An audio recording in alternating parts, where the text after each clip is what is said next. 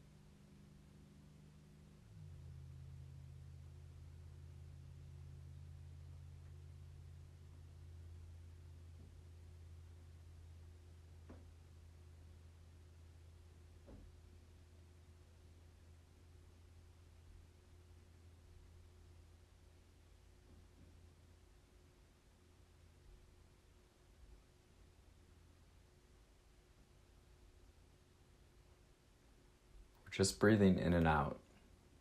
If you notice yourself wandering, just bring it back to that center again.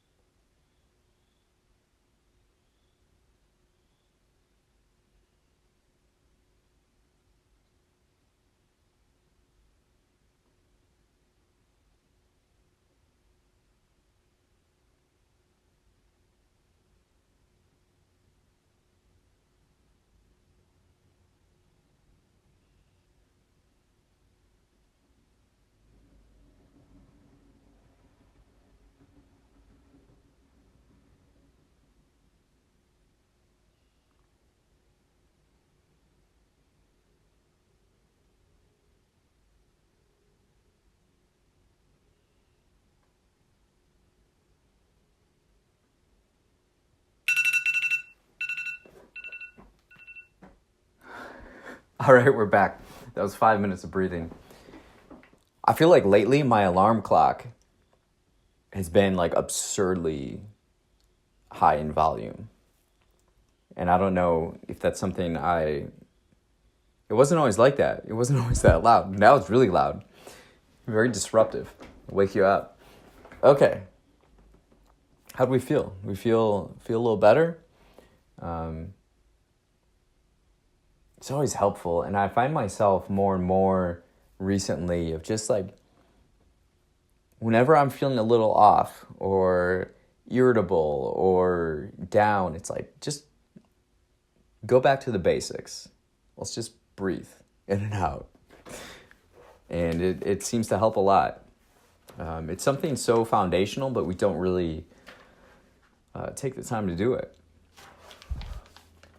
So let's start this session with the question, what are we grateful for? Fantastic question. The best one to start off with. That's why we start off with it.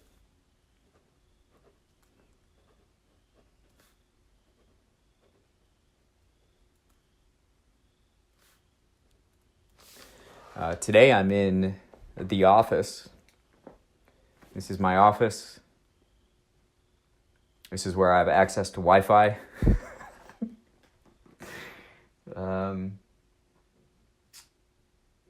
Yeah. So we have a tapestry, as they call it. A little different than the one you've seen before if you've been to these reflection sessions, participated in it. We also have a Beatles, some Beatles artwork. We have a little stand with some bookshelves and a cigar box. That's where I keep my incense. I light incense. So I lit some for this session with a lighter.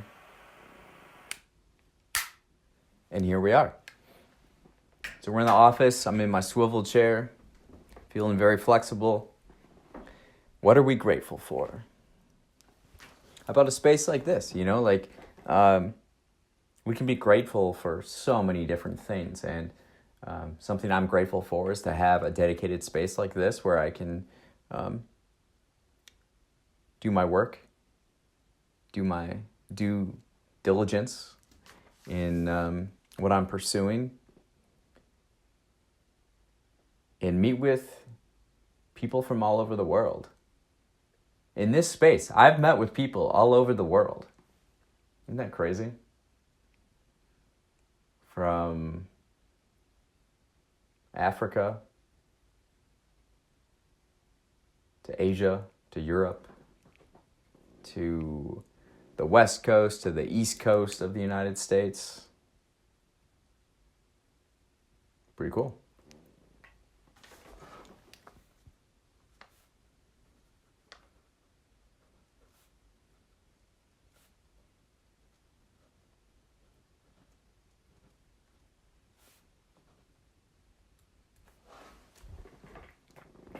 Yeah, by taking some time to reflect on gratitude, it helps frame our mind, and it centers ourselves so that we're looking through a lens, a prism of joy and harmony in the participation of the world. We are part of the world. We aren't the world, right? We're taking ourselves outside of ourselves to be observant of the beauty around us. And all the ebbs and flows. Second question, what has astonished us lately?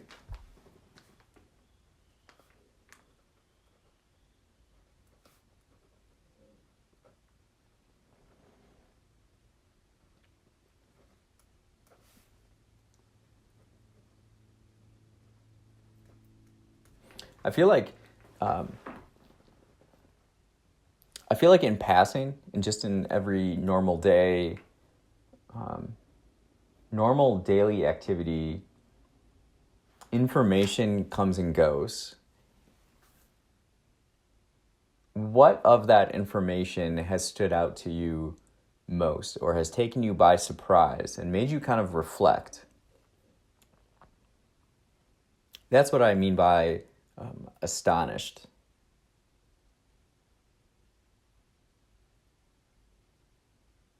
And in a world where technology is accelerating at such a fast pace,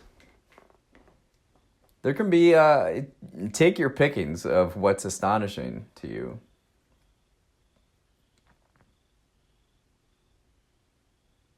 It's really interesting. And we live in this complex world where things are accelerating, and that's the value of what we're doing now, is to be able to be in that world and not feel lost in it. You know, we have our place within it, and we feel firm and resolute and with conviction of like how we're going to approach what we intend to approach in the world. You know, like it goes back to purpose. By doing these exercises, you get closer and closer to discovering your purpose, and you can go out in this seemingly confusing, complex world and know exactly what you're doing, and you just go do it. It's not hard, you know, it's simple. What we often do is make things harder on ourselves than things need to be. And I feel like that often comes down to just all this external stimuli and trying to process all of it. It clogs up our ability to just like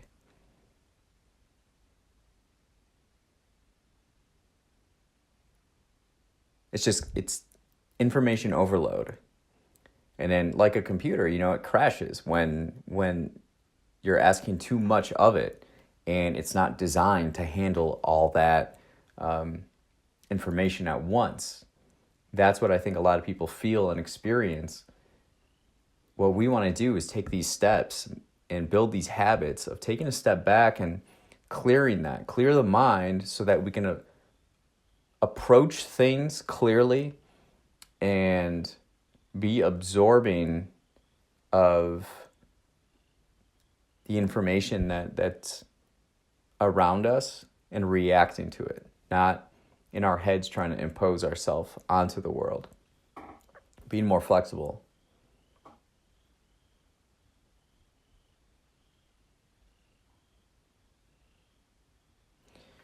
Third question. I had one on my mind and I forgot it when I was rambling about information process.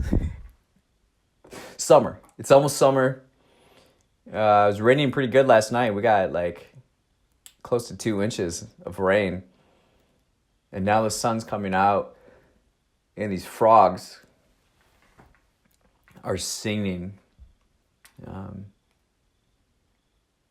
Summer's coming up. What are we looking forward to this summer?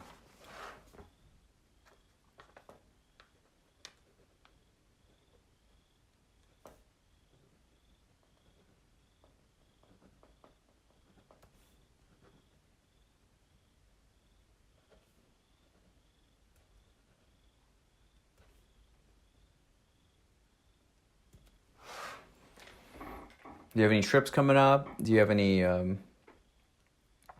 outings with friends?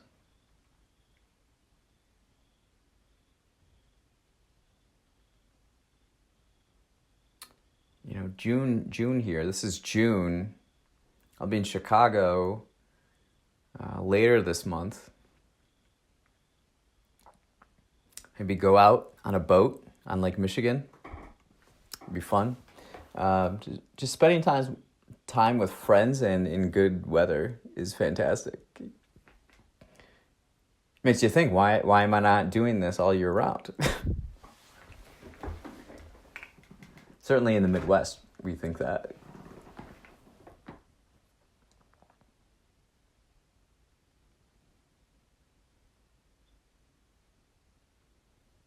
Yeah, summer. dreaming about summer.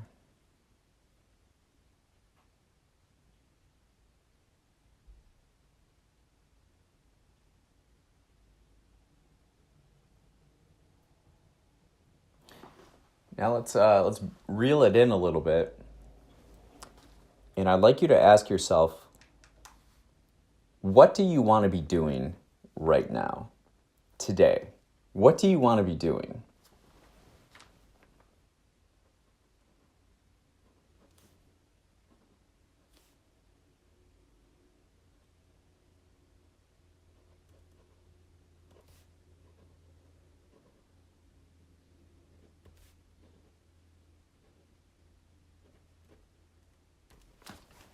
And then let's think about that, right?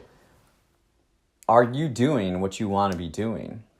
And how closely to what you are doing is to the ideal? And I don't mean just like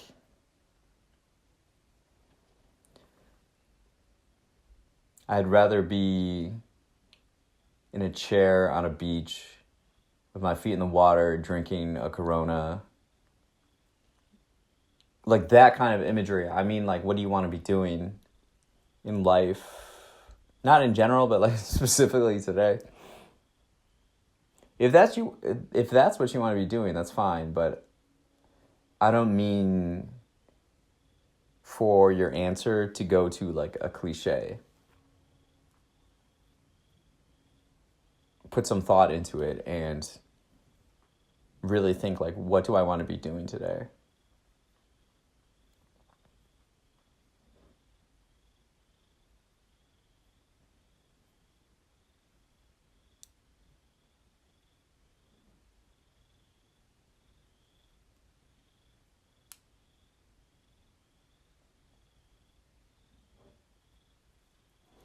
Now, I've mentioned this during sessions before, but something I've gotten better at, and certainly doing this helps, is when I'm going through a period of irritability or negative feelings,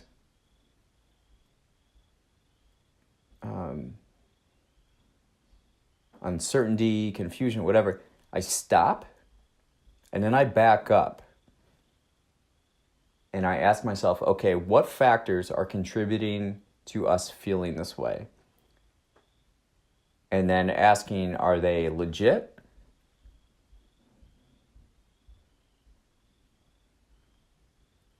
And what can be done to adjust it, to change it a bit? You know, oftentimes we're having reactions to things that are happening, but it's not those things that are the issue. It's something bigger. It's something deeper going on. So if we can gain the ability to just pause, maybe take a breath, and think more clearly on it, you know, ruminate on it a little bit more. What's the bigger issue? What's kind of happening in the background that's bubbling up to this? So think about that and ask, have there been times recently where I've experienced this, and how did I do? How was I able to reset myself? We want to be thinking of that so then we can kind of repeat it.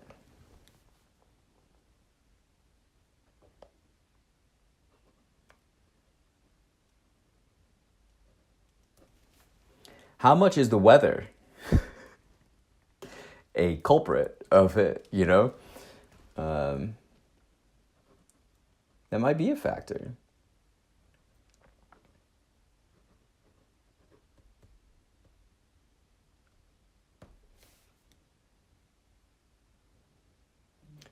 When I was in LA last year, you know, a stereotype of people in LA is that they're not nice, or they're too into themselves or something. I found the people to be very pleasant. And I think it's easier to be pleasant when it's 75 and sunny out. There's not a lot of work that has to be done to feel good. You're already halfway there. The sun is out. You're already halfway there.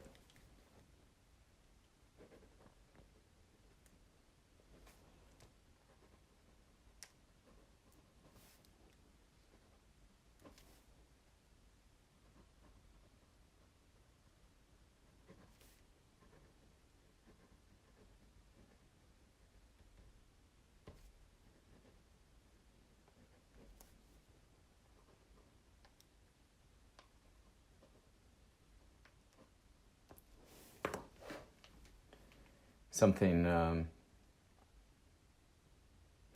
was thinking about just recently. I had a work session with somebody earlier today. And I remember, doesn't take much to remember, it was like 2 hours ago. I'm about to go into this session, and I'm looking at my phone, and there's just like so many little things I could be doing or I should be doing. There was this thought, right? So a friend had texted me, do I respond to him right now? Do I wait for a more appropriate time? Like, it's like this monkey mind being pulled in all these directions. And I think this is something we were talking about earlier. All these little things that take us out of the moment, take us out of being present and being here now.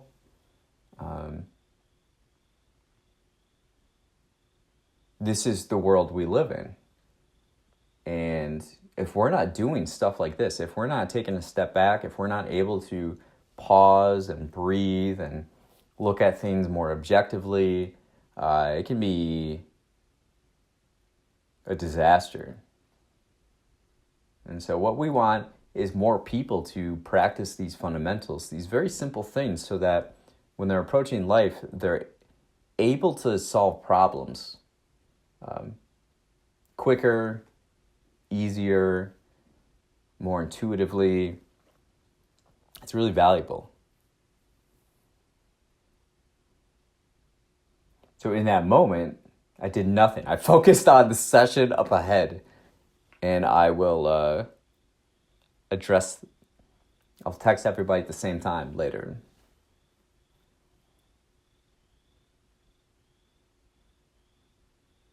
Yeah, quite an interesting thing.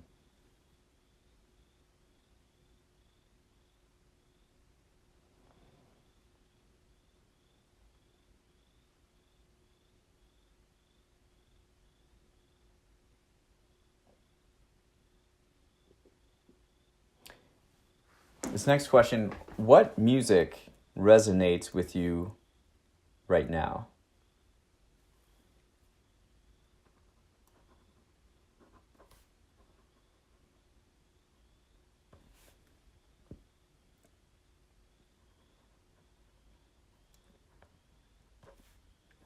What music resonates most with you right now?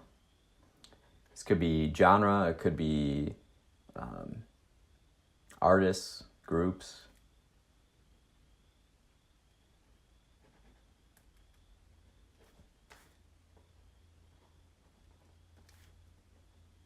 I feel more engaged with the music probably than I ever have from creating my own music. I released an album called Disco Epoch, and it's awesome. Bangers. Upbeat, high energy, lots of fun, aspirational, and I feel more engaged with the music as a whole because of it. and I have a little bit deeper of an understanding of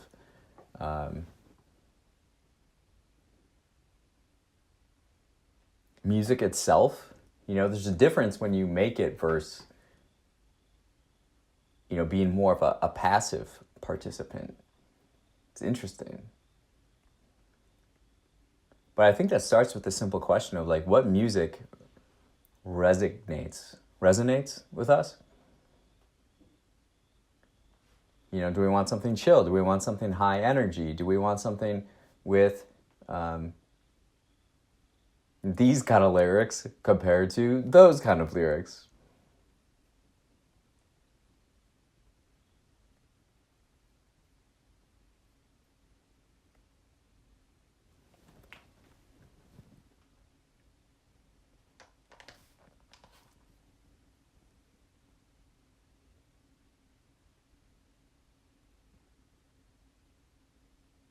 I've also at the same time, I feel more engaged with nature this spring, with just like animals. I feel more in tune. There were 2 deer that walked through the yard the other day into the field. And I felt very present. With nature, I feel very present. The wild cats that are around, when we approach each other or when I get closer to them, we look at each other and there's kind of like this acknowledgement. And they all seem to have their little quirks and personalities. Last week when we were recording, a bird hit me in the head. And I don't think it was coincidental.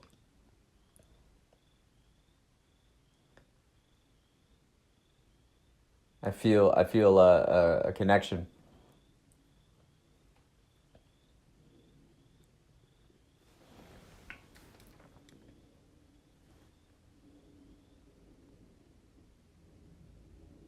We go with a lot of nature questions, though. So let's go something more general. When was the last time you felt really engaged with the present?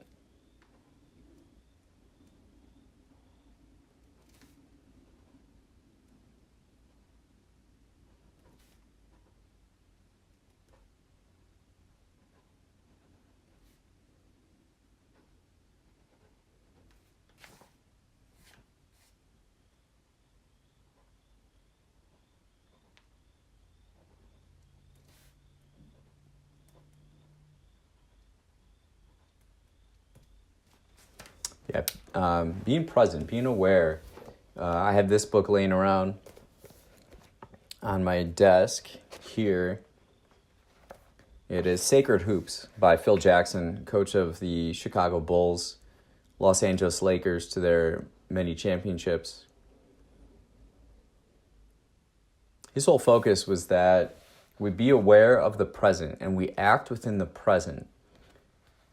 So if we have 5 players on the court just observing and being aware of the present, you just react to what is happening. And so you can be objective about it and everybody sees what's happening. 5 guys thinking as one will be 5 guys thinking all for themselves, 5 guys. And that's going back to earlier what we were talking about, of being in our heads and not clearing our mind, getting kind of bogged down and not being able to process or react because we're so much in our heads. It's a very simple concept, right? You want to clear your head so you can see what's happening. And then you just react to it. Easier said than done, but this is what we want to practice, and this is the most impactful book I've ever read, probably, because when applied, it's so powerful. Here he lays out his coaching philosophy and how he implemented it in sports. And then they went on to win 11 championships. Who am I not to try it? So I did try it, and it's very effective. Should we read some lines?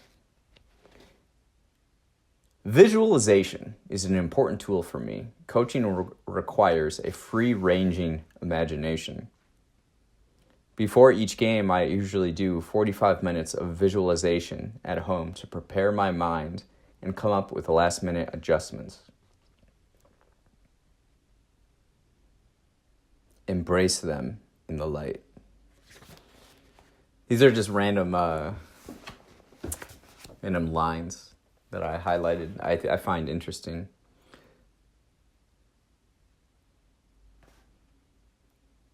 Make your work play and your play work.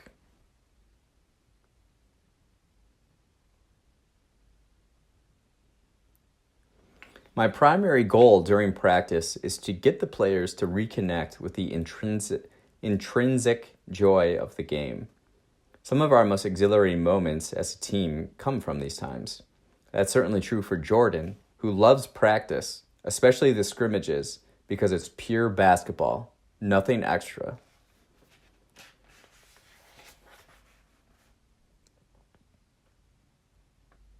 Engaging the mind, harnessing the spirit.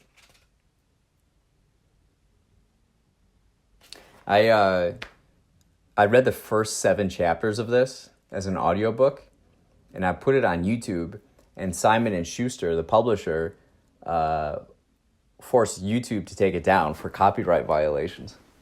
I thought that was interesting, because then it informed me that if I own the copyrights, then I can do the audiobooks for whatever I want.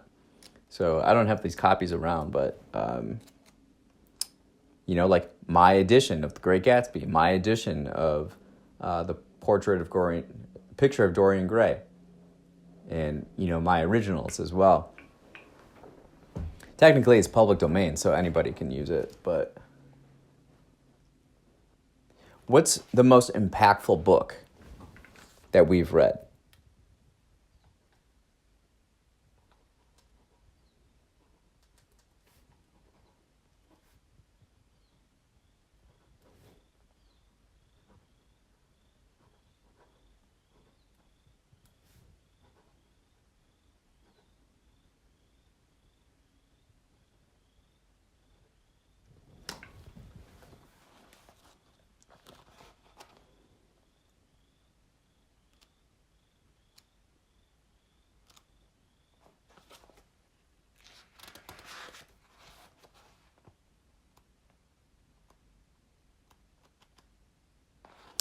Where was this?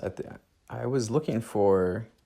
I came across book recommendations that he gave his players.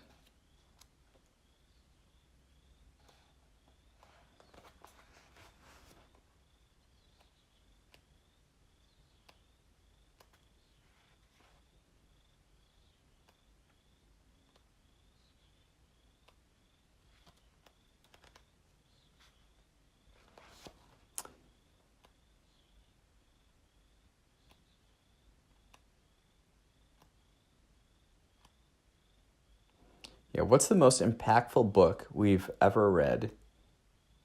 And go into why. Why was it the most impactful on you?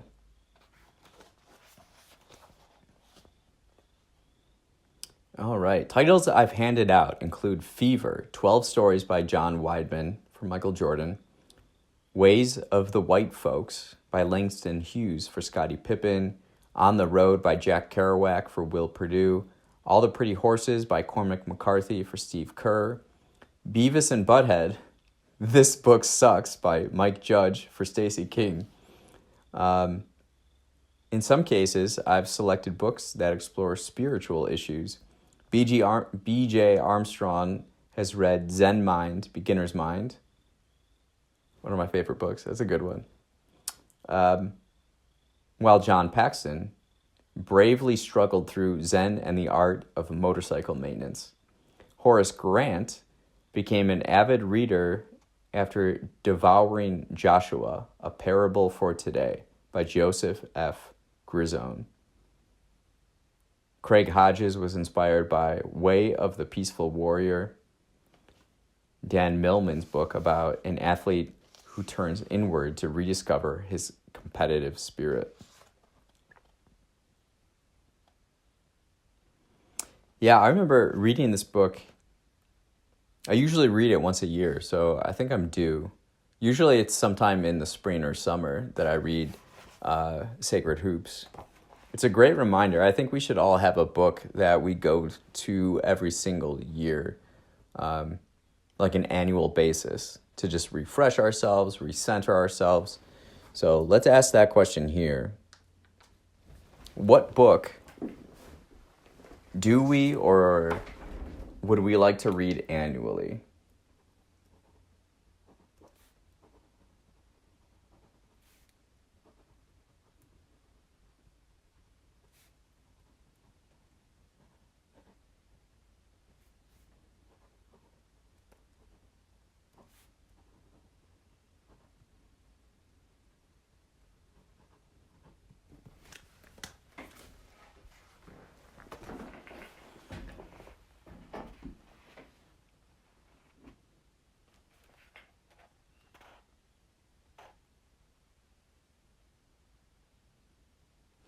The system responds to whoever is open. Talking about the triangle. But also, the system as in the universe. St. Augustine said, anger is a weed. Hate is the tree. Anger only breeds more anger and eventually fuels violence on the streets or in professional sports.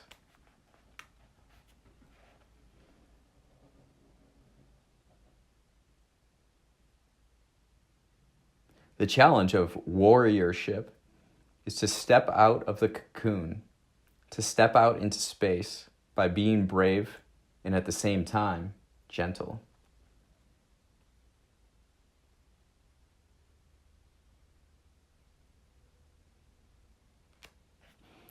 Yeah, this is Sacred Hoops is a book about basketball and the Chicago Bulls' first three-peat in particular.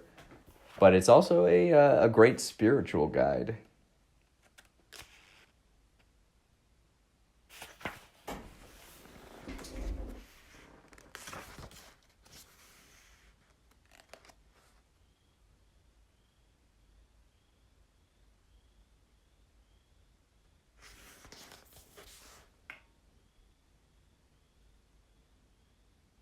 So this is after the first title.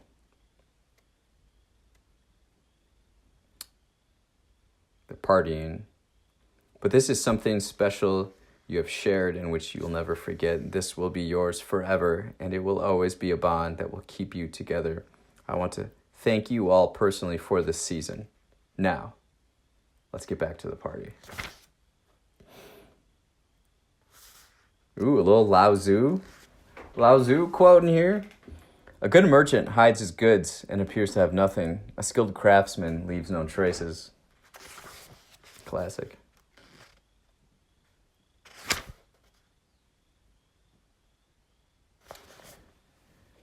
Yeah, it's helpful to have a book that centers us, that keeps us kind of within a particular frame of mind that we aspire to be in. It's good to have something like that.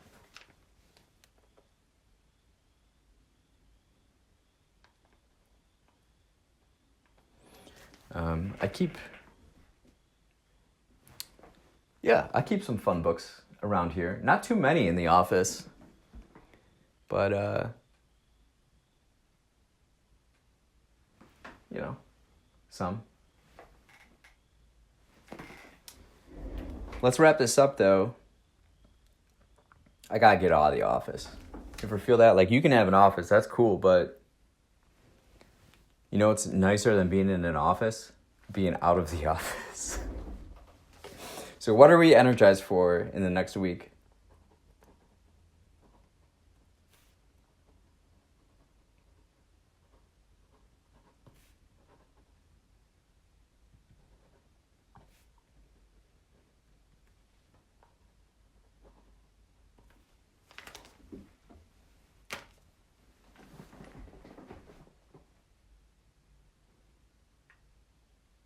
Yeah, sun's out, guns out.